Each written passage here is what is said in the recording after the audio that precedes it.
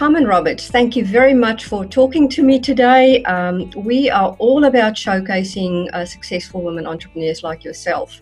As you know, the WIRE program is all about women in rural, regional, and remote enterprises. And this whole showcase series is about learning from women like yourself, your achievements, what's worked for you, what hasn't worked for you, etc. So before we talk a little bit about your business and the kind of things that you've done really well in the past and maybe not so well in the past, maybe just tell me a little bit more about yourself, please.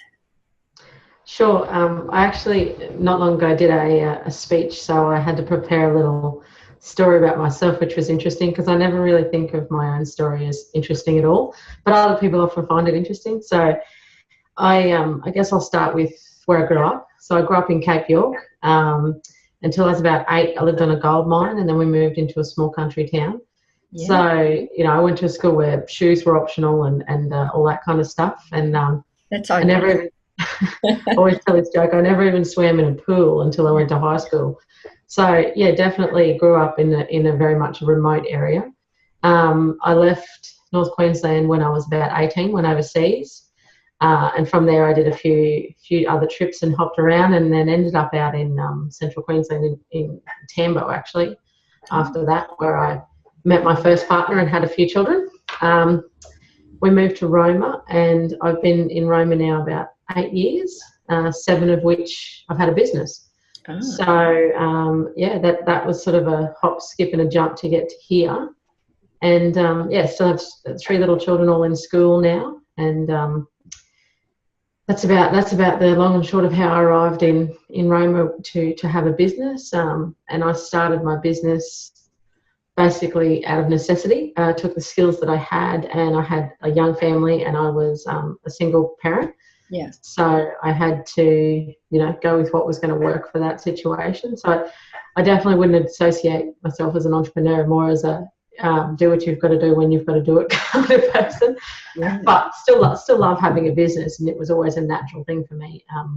Have had a job since I was about 8 years old, so working wasn't unnatural for me. So I just went, seems like a good fit. And so your background, tell me a little bit more about your background that you then fed into the business. So I was, I guess I'm a serial problem solver, actually. Okay. It's probably a good way to say it. I was working for a company, and I took the job as admin, actually.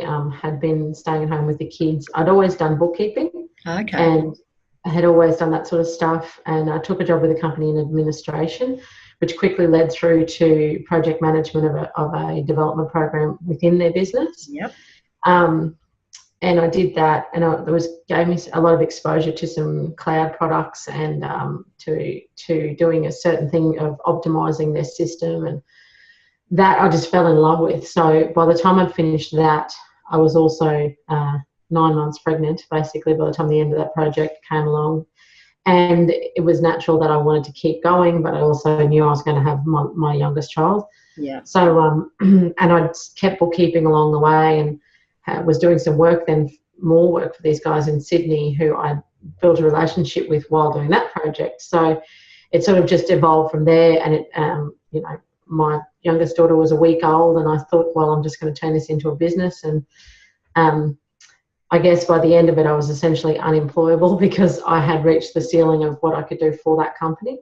Yeah. And it was very much a nice exit. I wasn't sacked, but I found, as an employee, you can only do so much and push stuff so far. Yeah. Whereas as an independent consultant, you get a little bit more of an option to come in and put the hard word and go, hey, look, you guys need to improve this and you need to do that. And people take it a lot better if you're independent, as opposed to if you work for them, they feel like you're just continuously at them. So that's right. It makes sense to take those new skills and those tools. And I could just see that cloud computing was the future of business tools and resources. So I just went, yep, this is where I want to be, and took some friends' advice and turned what was essentially annoying into a serviceable skill. It was annoying if you employed me, because I was always like, we could do this better and we could do that better. So tell me a little bit about your business then. So my business, Compass West, is basically business solutions. We do everything back end. So if you were a cupcake maker, the only thing we wouldn't help you do is make the cupcakes. We do accounting and bookkeeping in-house. We also have marketing and brand consulting, the core business solutions, which is, process reviews, system reviews. But I think what gives us a little bit of an advantage is we actually then help implement that. Yeah. So we are partners with some of the leading cloud applications in Australia and worldwide, have done several Salesforce-based installations, so have done system ERP from end to end. Yeah. And so I think there's not a lot we haven't, even startup stuff, so ABN setting up and making sure people have the right structure and a little bit of education around, should you really be in business? Yeah. So people come to us from corporate to like one person wanting to start a cupcake shop, for example. Yeah. And then we help them explore that, qualify it, go through the process of what they need to do. So having that broad knowledge, I think, of, like I said, right down to how bookkeeping should look, from that to marketing and branding, means that we can give people a full picture of what the back end of their business needs to be successful. Yeah. So they can take that passion or that type thing that they want to sell and actually do something with it. So, yeah. Yeah. So what kind of structure is your business? Is it solo, partnership, incorporated, or what have you decided? We're a company now, proprietary limited company now. Yep. Originally started off as progressed through sole trader to a trust and now through to a company. Yeah. Yeah. And you've been in business for what, 7 to 8 years? Yeah. This is the seventh year as such. Yeah, you see, I go past on my daughter. I just check how old she is, and that's it. Yeah. It just all runs off. But you see, that's just fantastic to get. As a business like yourselves, to get to that 7-year mark is just a real achievement. And you must know that as well. After 7 hard years of working through the business, and there's so many businesses that don't make it to that. So would the role of your business also be to help other businesses to actually get to that mark, kind of push through the early stages, or what kind of businesses do you work with? Absolutely, because I'm in problem solving, and I'm often in crisis problem solving for a lot of businesses. Yeah, we often help people through that infancy stage or the secondary stage where they meet that point of, that there's a crossroads, fail or succeed kind of crossroads. Yeah. And we're often integral in that particular part of their business where they come in and go, okay, we've grown too quickly, we don't know what's next, we've got stuff going everywhere. Or, how do I get out of this financial hardship, because they reach that critical point at the 3 or 4 year mark where they maybe haven't done their taxes yet, or they have just done them and there's this avalanche of money that they should have been putting aside and they weren't, and planning wasn't right. There's a lot of that. So we help businesses through that, which keeps us really conscious of our own things. And I think being able to see such a cross of different businesses and dealing with, larger companies where you have to look at structure and payroll taxes and those stresses, from your micro businesses who wouldn't even understand that at a certain level you have to pay tax on payroll and not just GST, not just income tax. So all of those different areas mean that we can help people transition to what's next. So it's not always like a brick wall that they continuously hit in the next stage. Yeah. And again, it helps us as well to keep an eye on what we should be doing. Yeah. Look, what fascinates me is the fact that you're in Roma, and you work with cloud computing, etc. So, is that a real challenge, being out there in Roma and working with, only when we have slow internet that you're doing? Yeah, definitely. Only when we have slow connection. It's great because I'm not faced with competitors regularly, which means I can just get down to the task at hand. Yeah. I know a lot of businesses, regional based businesses, we get a little bubble, which is good and bad in a lot of ways. We sort of tend to not have our next competitor next door, which if in the city, you basically have that happening to you. Yeah. I also network a lot online with groups of businesses and women who do face those challenges continuously and watch what they do to break through those. However, I think that it gives us a bit of breathing space, so we don't focus on that. Like, I focus on who I can help here, And funnily enough, that actually puts me in a position of being one of the industry leaders. Like, I'm quite well connected now with the owners of a lot of these cloud application programs, and that because I've been with them since the start. Yeah. But I was lucky enough to be in it, for the last 8 years, which 10 to 15 years is cloud worldwide. So in Australia, having been in it for 7 or 8 years means I'm, essentially from the beginning and part of that core team. And people in that space all came from somewhere else, which I find interesting. So nobody in this area, in this type of service, came from the beginning, unless you're 21. Yeah. They all came from a different industry. So everybody brings this wealth of knowledge from somewhere. And I think that helps to break the borders of, oh, you're from the bush, you can't possibly know anything. Yeah. In fact, I just get the utmost respect from everyone who, I join forces with, especially in the city. They often find my input invaluable, because I connect with businesses that they don't actually have that connection with. Like, because of where we are, I'm exposed to your higher level corporate businesses and some of those, multi-million-dollar businesses, as well as your everyday micro business. And they can be in the same, room often because of our regional base. Yeah. So that's really good. The only limitations we have sometimes is travel. But in saying that, I'm an hour from an international airport, and so is everybody else. So they might sit in traffic and I might jump on a plane from Roma, but we're absolutely not restricted. Yeah. So, Carmen, I want to, you mentioned before that, you talked about the word entrepreneur. You don't really see yourself as an entrepreneur, and that's always an interesting notion to talk about. I want to find out a bit more about, how do you see yourself within this entrepreneurial space, and, in terms of your own identity, and, what does success mean to you in this space? Look, I don't directly associate myself as an entrepreneur, but my partner often jokes and he calls me his little entrepreneur. It's just a funny thing, and I've never thought of it. So would you give yourself a label or not at all?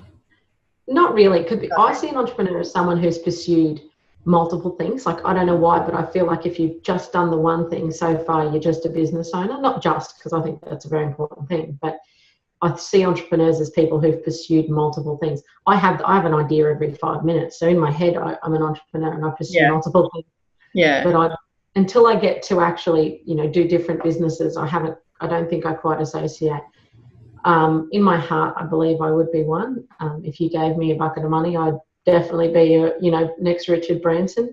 But, because I still currently just work on my core, like one business, I don't think I'm, an entrepreneur as such. However, my spirit is more entrepreneurial than it is, I guess, practitioner based. So if you gave me time, I would spend it off in the clouds doing, whatever I could, as opposed to just getting down to the task at hand. So that's definitely one way that I believe I would be. But I don't necessarily believe in labels very much. I'm not good with that. So, because I could fit in a million buckets. And I don't think I've mastered any one thing enough to define myself as that. So, I guess that's why. In the spirit, I'm an entrepreneur. In practice, not so much yet, I don't believe. So the question I asked you as well was, like, what does success mean to you? What to you is success within your domain? I think success is autonomy. I think to be able to master your own time is the actual ultimate success. Because if you master your own time, that means you can master happiness and you can master money and you can master everything. So to have complete autonomy of what I choose to do when I choose to do it, to me, that's success. Definitely not there yet. I'm definitely still owned by certain areas of my life which demand I do this here and this here. So I think when success, which is never fully achieved, but when it's close, it would just be to be, have complete autonomy or mastery over what it is that I'm doing. Yeah. So, as an entrepreneurial woman, sometimes there's a lot of things you have to face, hurdles you have to overcome, etc. And very often it's our mindset that gets us through those challenges. I want to find out a bit more about yours and how you think about your journey in terms of overcoming some of those hurdles. I think it's the age-old, how do you eat an elephant, one bite at a time kind of mindset. Yeah. I know that I have a knack for effort. I think in all things I put in maximum effort, sometimes to my own detriment. I joked yesterday that I think I'm at day 21 without a break, and that's fairly usual. So I've worked every weekend for the last month. Yeah. But it doesn't actually bother me. So I think it's that I don't actually notice in a sense that, that my mindset is good because I don't actually put a lot of effort into it. I'm not a me person. I don't have me time. I don't have baths and light candles. I don't meditate, and I just don't do any of those things. I just keep going. Yeah. If you ask my partner, I definitely melt down about once a month. Yeah. Around about every couple of weeks or so, I have a little, I hate this, I can't do it. Yeah. I want to quit everything. And then, a week later, I'm saying to him, oh, I'm being interviewed for an entrepreneur program. Oh, I've just read this book, and he just finds it constantly amusing. He is also an engineer, so he finds everything I do completely erratic and amusing all of the time. But I don't think any one mindset. I've never associated with like a particular mantra. It's more just I want to do everything well and I want to do it quickly. I always joke about pursuing laziness. Mm-hmm. So I think if you do it well the first time, you have the opportunity to do less. Yeah. So it's like someone who angrily bangs a nail with a hammer. If they're angry and they never get it right. Whereas if you just take your time, do it right the first time, your job's done and you move on. Yeah. So if that's a mindset, that kind of somewhat, that's mine, I guess, Yeah. Pursue all things with effort and laziness and you'll get it done right the first time and move on. Okay, you talked actually about a few skills in there as well. So what would be some skills that you think you have that actually helped you a lot in your journey? I think I'm not a quitter. Naturally not a quitter, but I don't actually think about that again. Most of what I do well, it's because I apply no real thought. It's more of a passive or subconscious thought. Again, effort, I suppose. I think I put in effort to just about everything, even vacuuming a floor or watering a plant. I constantly think about what's the best way to do this. That's just a natural thing for me. Yeah. And I'm a problem solver. I guess my entire business is around, okay, wait, let's have a look at this. What's the bigger problem here? And I'm somebody who is very much big picture. Like I want to go, rightio, what's going on in this whole picture that makes this one thing not work? And I do believe that that's one of the biggest qualities that I have accidentally, if nothing else, which makes my business successful because I can go, oh, well, maybe, you're not making money over here because you're wasting money over here or that kind of thing. So those tools probably keep me going. And I definitely think I'm somebody who probably sometimes panics, even if it's in my own head. Nobody else really picks up on it. But because of that, I'm constantly checking on things. Like I have that audit as well. Yeah. Continuous audit of everything. And people joke around me that, I'm not this, I can never not think. So I can be sitting at a red light and I won't distance off. I'll be like, I wonder why that light does that. And I wonder why they wait 4 minutes. And, I'm always on the go. So that's probably a pro and a con, I guess, as to the skills that I have. But okay. That'd pretty much sum them up. So when you started your business, you said that, it was something kind of out of necessity almost. So, and you just said now that you're a bit of a big picture person. So I'm interested to know what kind of vision you may have had for you, like when you started, and whether that vision has really changed to, how you think about things now. I definitely, I did start out of necessity because it was the next natural thing to do. We all do everything because we need to earn money and take care of our people or our environment or our own needs, right? So that's, to go off and say I started it with a vision or a purpose, it's crazy, because if that's the case, it means I had a rich husband at home who let me play in the entrepreneurial corner. And that's definitely not what I had. So I think it was important to do something. And I had to pick the one thing that I could do fairly well and people would pay me for. So that's what I mean by necessity. I've always had the same vision that I want to be able to help businesses do business well. It's just obvious to me. I love what business is. I love the economy and how it works and how it affects people socially and emotionally. And I think actually business is everything. I think in a roundabout way, everyone's in business. If you own a bank account, you're in business. I like how that it's just, there's so many layers of where it all fits in.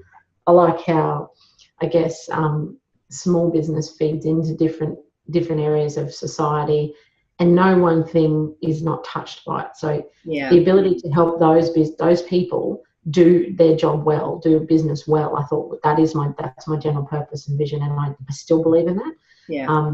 And I'm a little bit aligned to the concept that we go to work so much of our lives. That would be great if we enjoyed it and that it did a lot, and it was, each individual thing has a place in the world.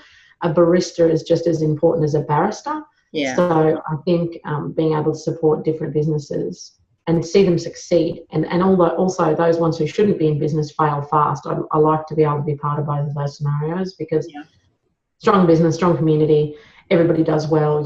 Strong community means there's more festivals and there's more dances and there's more fun, and that means better for me in that community. So I can see how it all intertwines, and to me, being part of making things better and operate well was really important. And I kept looking at these small businesses that, especially the one I was in originally before I transitioned to my own, I was absolutely amazed at two things. One, that it was still functioning based on some of the major things that it wasn't doing. And two, how it came to be that it was just someone's idea, and there was 40 employees. Like, I just find that absolutely, to me, I'll lay awake thinking about it.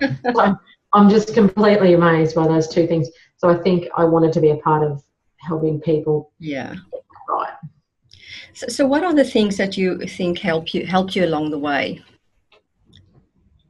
I definitely think having support from different people, and in different ways. Like, I've got support from, say, my mother, who still has no idea what I do. She still can't quite figure it out. And then I've got support from people in different spaces who, I think who are just completely not involved in my everyday life, but yet appreciate me for different things. So that was always good. I think just finding different, I guess they call them tribes now. That's a new buzzword, isn't it? But different groups of people that I could have outlets in for, I need this from you and I need that from you. And I suppose like my business, I was able to resource off people.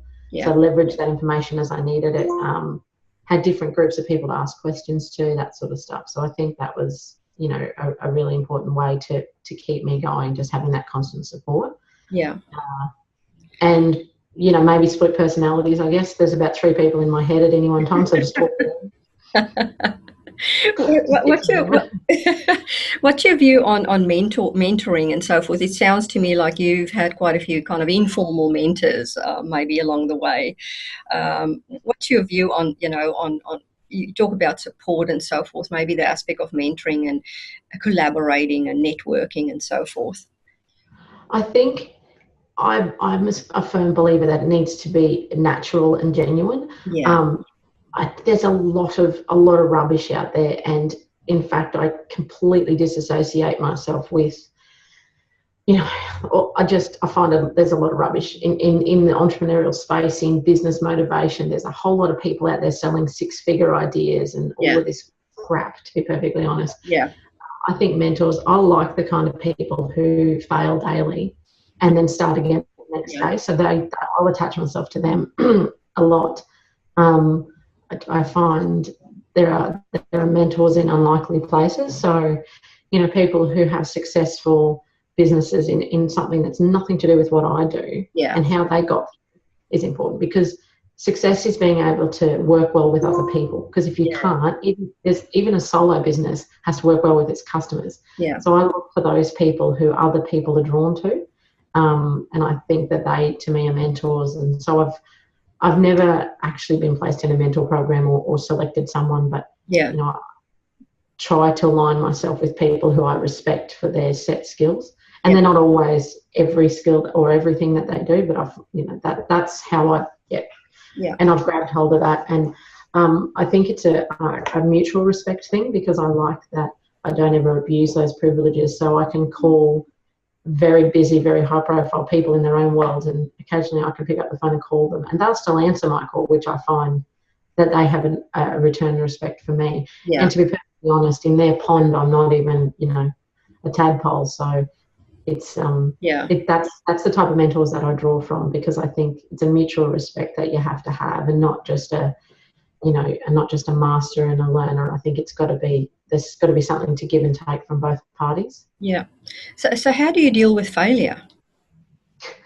Daily, you mean? Yeah. I think, like everybody else, I have an ego. We've all got one. Yeah. I deal with failure as quickly as I can, and I try to. At the time, I definitely think everything's catastrophic, but usually I'm very fast at processing that. So it's about an hour's worth of catastrophe, and then after that, it's fine. Yeah. I just try not to make the same mistake twice. I think, that's where you become foolish. Smart people make lots of mistakes. They just don't make them again. And that's who I try to be, and to continuously assess it, because it's only really another tool. Like, failure is not even a real thing, actually. It's just a lining of certain things that didn't work. Yeah. So you have to line the next lot that do. So, even if that's in friendships or relationships or business or whatever that might be, it's not really if you can get your head around that failure isn't actually a set thing. It's not out to get you. It's not it's not dark force. Yeah. It's not that. I don't believe in luck. Like, I think it's just, okay, that didn't work. Why? Move on. Yeah. And that helps me. And like I said, like everybody else, I have an emotional moment of, oh my God, the world's against me, but it doesn't last very long. And that is luckily enough what's kept me going. Yeah.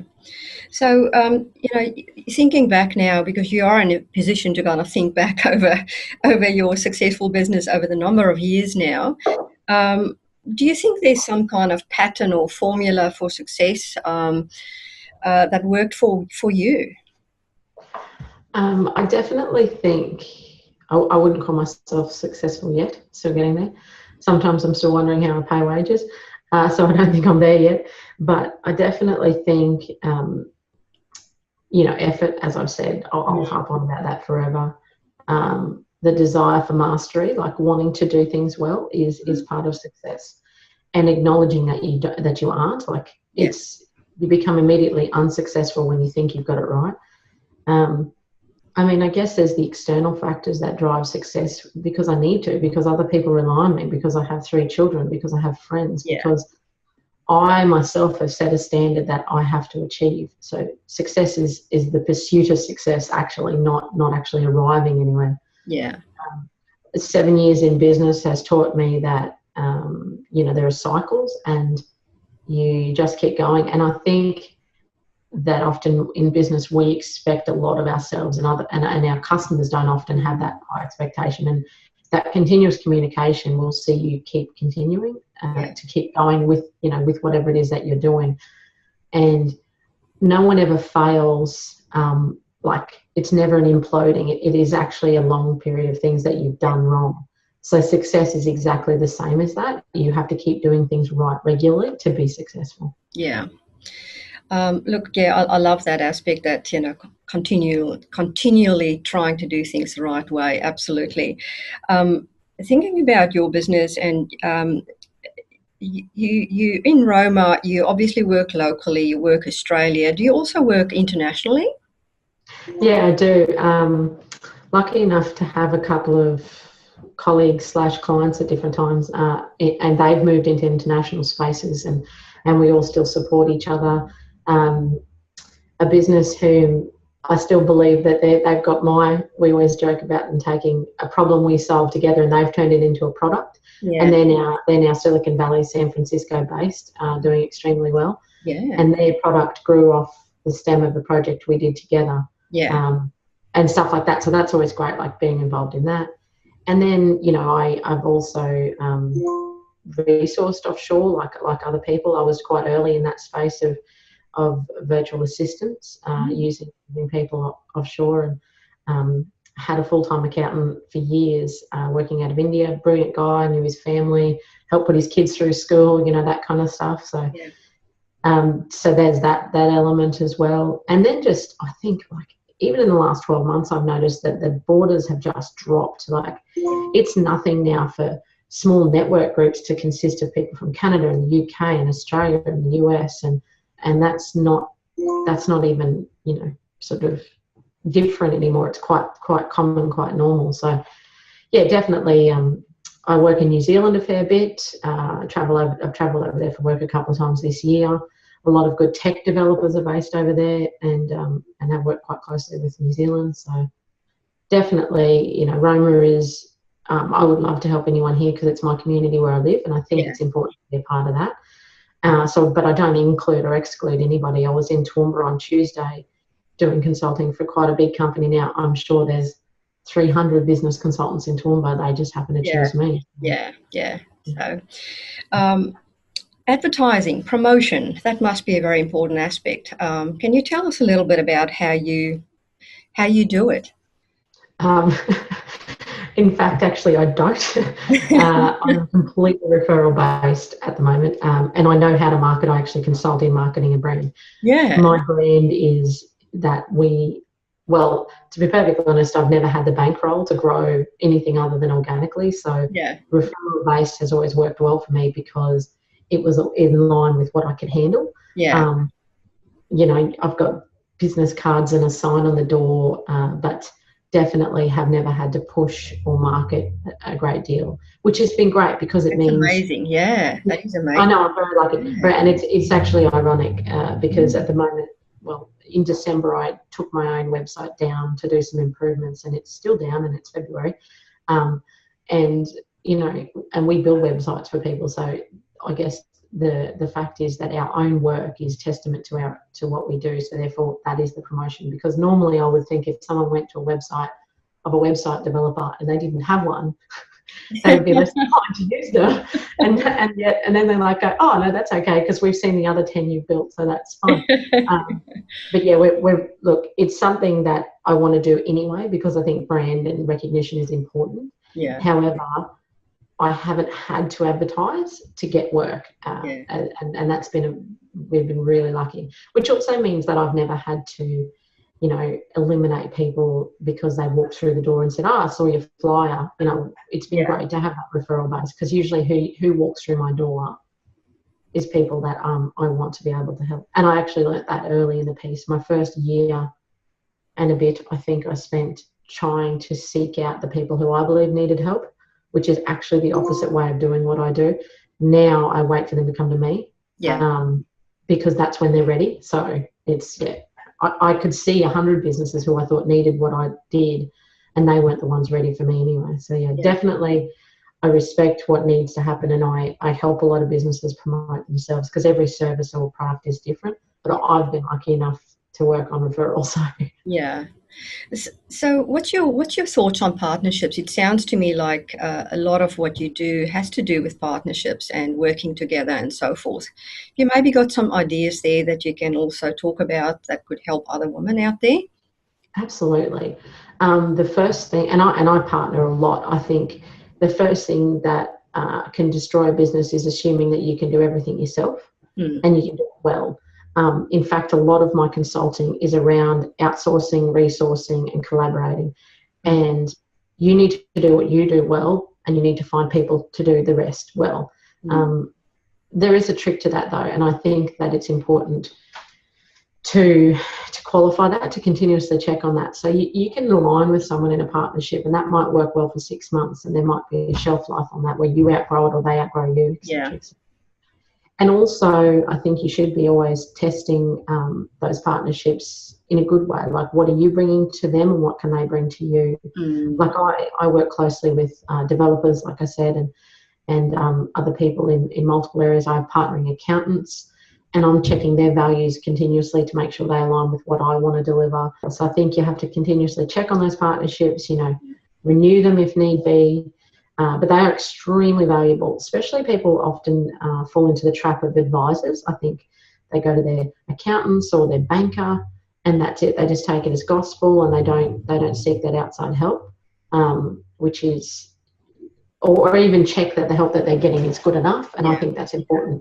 So yes, partnerships are brilliant, but you do need to work on them and with them and at them and continuously be renewing what that is for you. But it's a brilliant way to grow your business. It's an affordable way. It's a great way to, to learn new things. And because each business, essentially, this is what I find amusing, each business has essentially got the same problems back end. It doesn't matter.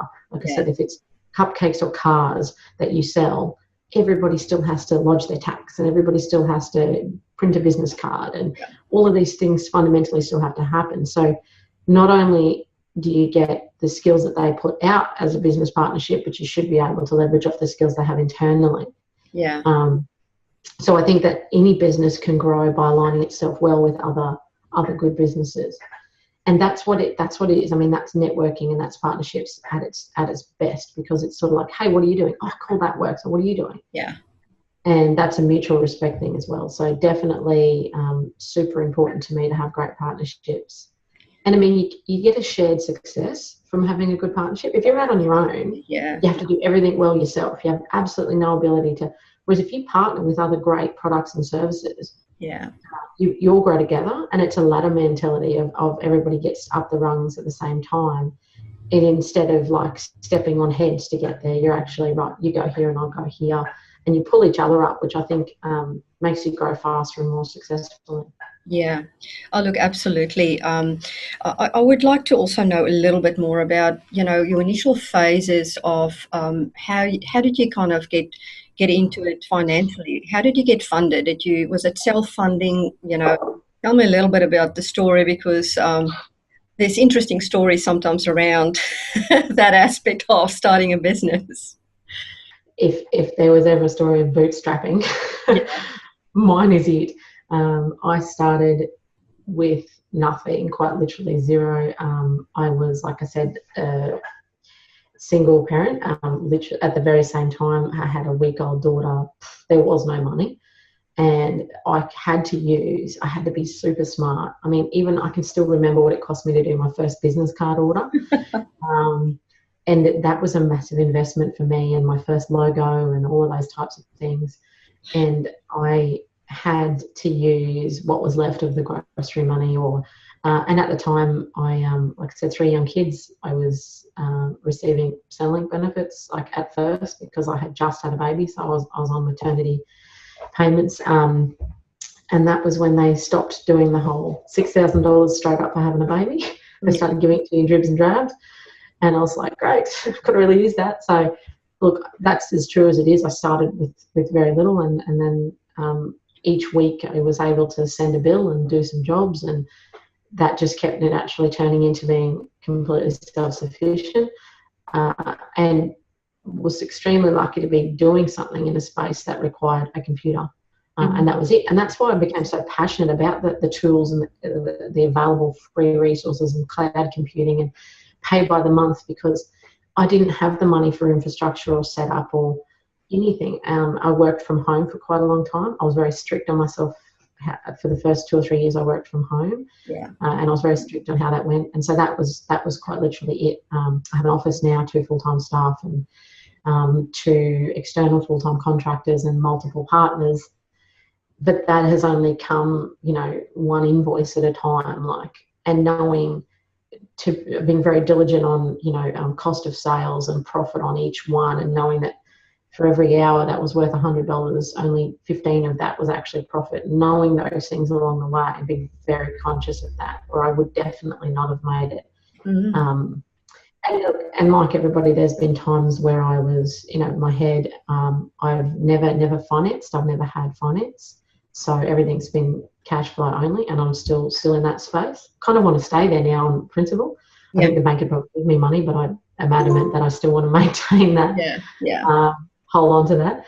But look, there's no trick except for knowing. You have to know a lot about what it is that you're doing. I've always been amazed by those people who just seem to get through on very little financial knowledge in business, and it was for me like I had to be strict on it. And like I said, my money to put into the business came from being frugal and thrifty in other areas of my life, so I had money to reinvest. And a crap load of sweat equity. That's what they call it. time was worth everything. Yeah. And more time gave you more of something. I can't tell you the amount of times in my life I've billed somebody for 3 hours work that actually took me 12. Yeah. Because I knew the value was at 3 hours, but I didn't have the information, so I needed 6 to research it. Yeah. So that was probably what financed my business, was effort and time. And now it's moving along, and I'm still not at a luxurious space where I take a month off every year and travel to Spain or anything wonderful like that, but have been able to get this far. And it just, like I said, at the end of the day, it became what it was that I did. I didn't actually think about how I got to 8 years. I just got here. So yeah. So what would you say is the best thing about having your own business? The best and the worst thing is, I suppose, like I said, the autonomy of having some control over your own time and your own choices, and being able to make a decision on, I guess things like purpose and pleasure, and deciding for yourself if you think there's value in something. When you tend to work for someone else, you have to align yourself with their values and their beliefs and their purpose. When you work for yourself, it's on you, which is good and bad. It is, definitely. It means you're always got to be conscious of your own morals and ethics, as opposed to saying, oh, well, they don't do it. I work for them, so I have to do it that way, and that's a cop-out. So being in business and small business is a very honest and confronting thing sometimes, but that is definitely one of the best parts of it, and it's something to be proud of continuously. Like, I definitely enjoy associating myself as a business owner, and I'm very proud of that, and I'm very proud of other business owners, and I understand what it takes to get there. And I think that, especially being in a situation where I get to be in control, so I guess even if you work yourself ragged, it's still for yourself, and then that pride in that. Whereas I see other people, like I said, having a partner who's an engineer and he works for a firm, and everything is about their ways, and no matter what he believes, he can't actually have that shine, or he can't do much with that. So I would find that extremely restrictive. So being in business for yourself is, again, it's the one thing that you love is the one thing that you hate, but definitely being master of your own destiny, and being able to uphold your own code is very important. When we think a little bit about engaging with others these days in business and so forth, social media is obviously a very important aspect. I'm wondering what kind of role that plays in your business, the whole issue of social media marketing and stuff. Do you engage in that a lot? Yeah, absolutely. We not only recommend it when we do our branding consults, we do it a lot ourselves. I was the president of the Chamber of Commerce here for 2.5 years, and secretary before that. So I understand the importance of personal brand as well as a social presence, as opinion and voice. I think social media is a way to connect with people in a space that they feel comfortable. I think it's extremely important in business. And it's a place for you to be honest and true about what your business is, and brand and personality. And it's a brilliant. I mean, it's free. It amazes me how more people don't leverage it. It's a brilliant platform. It doesn't matter whether it's Twitter or Pinterest or Google Plus or Facebook or Snapchat or Instagram. There's a zillion and one of them, and there's a place for everybody. YouTube, there's somewhere you belong in the social space, and it is a great outlet. The voice of your business for recruitment, for engagement, for community, to say what you love. If I try to not encourage people to say what they hate. I'm a bit more about what you're for, not what you're against. But I definitely think as a platform, gosh, it's literally changed the world. I mean, prior to social media, you had to pay for advertising in print or video, or that kind of stuff. You are now in absolute control of the leverage you have over in a community, in your peer groups. You can join, like I said, many tribes of other people who do what you do, or you can jump in and see what your customers' behaviours are. There's just literally, I can't credit it enough for the world of opportunity that social media has given us. There's always some negatives, but I think if you appreciate what it is as an organism in itself, like it's massive and it's crazy what it's capable of doing. I think businesses need to be aware of it. I think people need to have a good attitude about it to make it usable. I often say to people who go, they say, I hate Facebook. Oh, there's so much rubbish on there. And I do say to them, so you realise you're in control of what you see, don't you? Complete control. You can like or unlike, follow or unfollow. So my Facebook feed's brilliant. I love it. Yeah. I get news, I get information, I get fun facts, I get what jokes, I get whatever I want to see, I get to see. So I think it's extremely important in business. If people aren't already in the space, they should be paying a lot of attention to it. If a business, I would challenge any business on the planet to tell me why they shouldn't be socially interactive, and I would tell them that they're a liar. I can't see one that should be not on social media in one way or another. Yeah. So super important. I could ramble on about it forever. So what's your favorite tool that you use?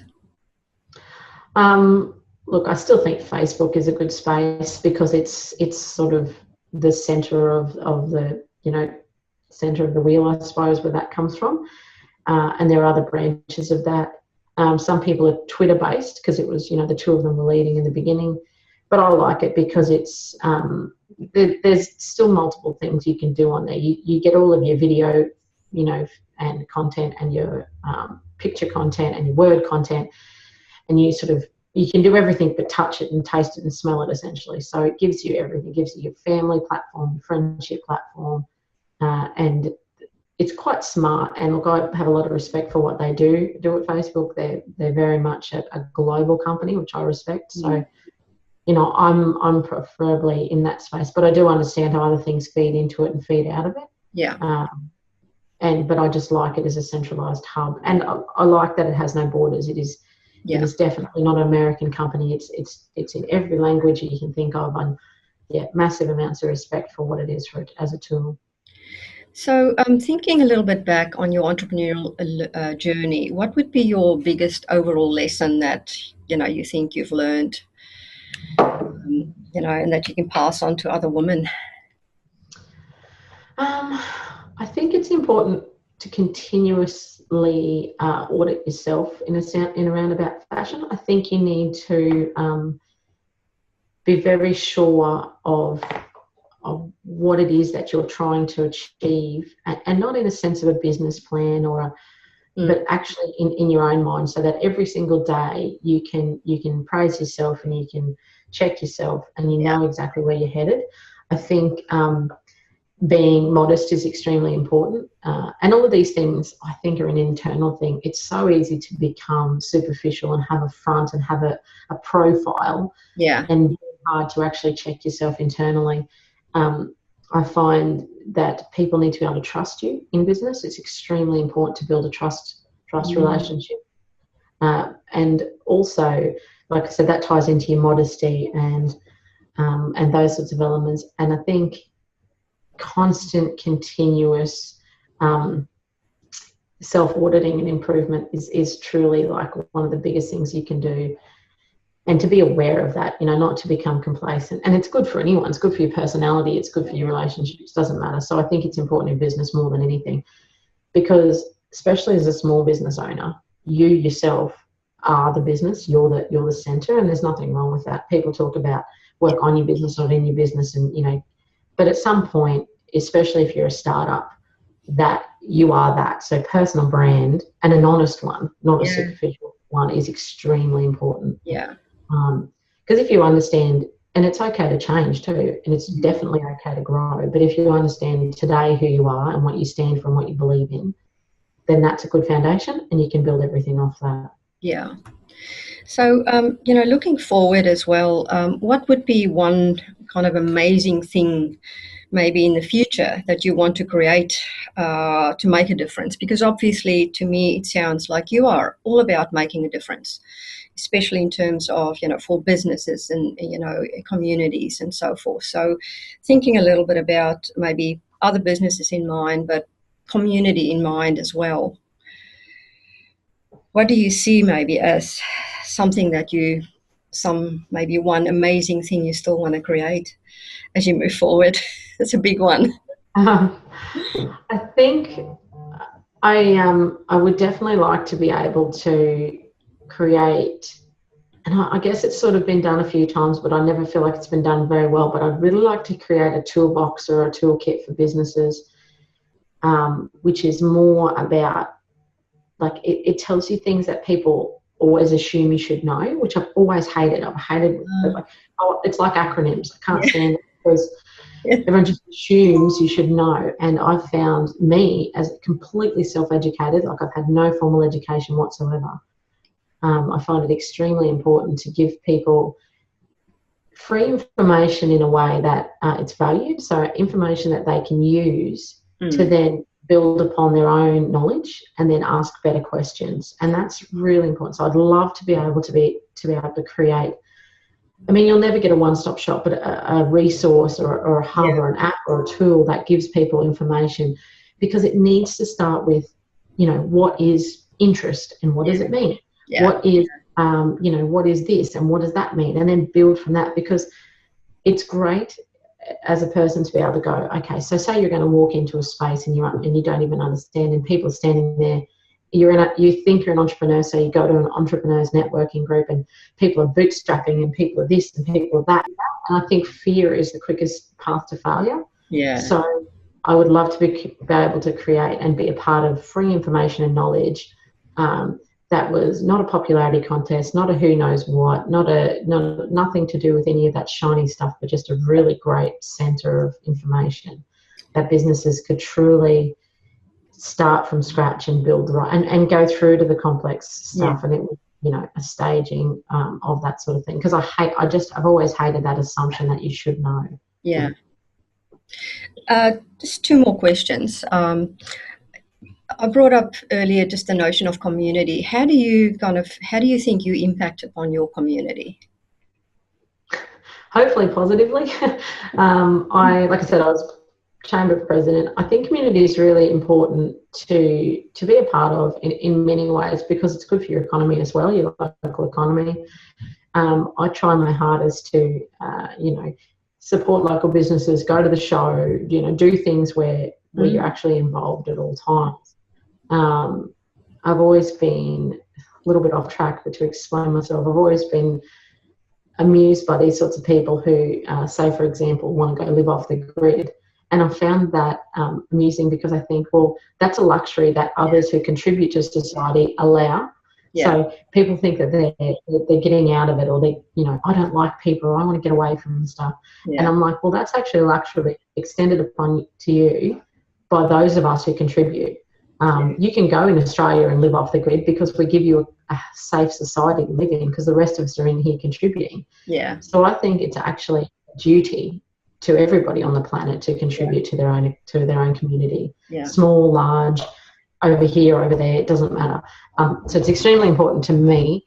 And, there's multiple ways to do it. You don't have to be someone who likes big crowds. And that's what, strangely enough, people often associate community with a large amount of people doing the same thing, which is not what it is at all. Quite frankly, a good community is a lot of small groups of people doing things they love well, so that other people can enjoy the fruits of that labour.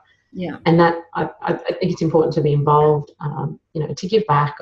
I think this whole concept of doing things for yourself and me time and all that sort of, it doesn't do much for me. I find I get a lot more out of contributing than I do from taking.